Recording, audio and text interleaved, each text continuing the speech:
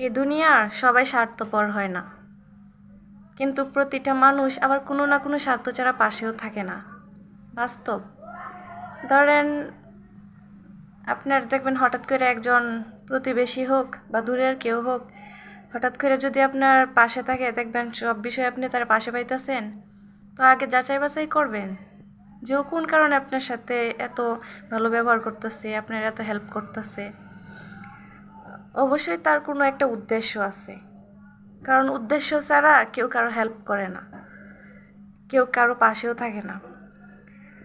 তাই আমি বলি কি, যে কেউ যদি দেখতেছেন, বেশিরভাগ মেয়েদের ক্ষেত্রে এটা, যদি একটু সুন্দর বা একটু উঁচা লম্বা হয় আর কি, এসব মেয়েদের ক্ষেত্রে এটা বেশি। মেয়েরা দেখবেন না চাইতেই অনেকেই আইসা পড়ছে পাশে দাঁড়ানোর জন্য, যে হ্যাঁ এটা আপনার কি লাগবে, এই সেই, অনেক হেল্প করতেছে। কিন্তু এটার পিছনে কিন্তু অবশ্যই কোনো না কোনো কারণ আছে। যাক, অনেকেই আছেন, অনেক ভাই আছেন যাদের ঘরে বোন আছে, সবারই মা বোন আছে। তাই বলিস কেউই ভুল করবেন না।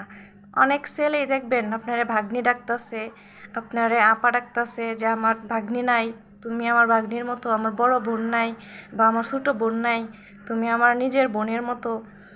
ওরা আসলে ওইটা জাস্ট বলে, 100-র মধ্যে 1-2টা হয় যে হ্যাঁ তুমি আমার বোনের মতো বা তুমি আমার ভাগ্নির মতো। কিন্তু সত্যিকারের আর 99%ই ওরা কিন্তু পাশে থাকে না। ওরা জাস্ট বলে যে তুমি আমার ভাগ্নির মতো, তুমি আমার বোনের মতো, তোমার পাশে আছি বা এটা ওইটা। ও কিছুদিন আপনার পাশে থাকবো, কিন্তু একটা সময়ের পর ঠিকই বুঝবেন যে ও আসলে আপনার পাশে কী জন্য আসছিল। যে হ্যাঁ ও রে ফোন দেওয়ার আগে এটা নিয়ে আসা, ওইটা নিয়ে আসা, তোমার কি লাগবো না লাগবো, এসবের পিছে অবশ্যই কোনো কারণ আছে। তাই প্রত্যেকটা বোন, প্রত্যেকটা মেয়েরই বোঝা উচিত, কেউ স্বার্থ ছাড়া পাশে আসে না, পাশে দাঁড়ায় না। অবশ্যই কোনো স্বার্থ আছে, হয়তোবা কোথাও কথা বলতে চায়, হয়তোবা তোমার ওর ভালো লাগে। তাই আমাদের কোনো ছেলের সাথে কোনো বন্ধুত্ব করা, কারোর সাথে এই সম্পর্ক ওই সম্পর্কে না জড়ানোটাই সবচাইতে ভালো।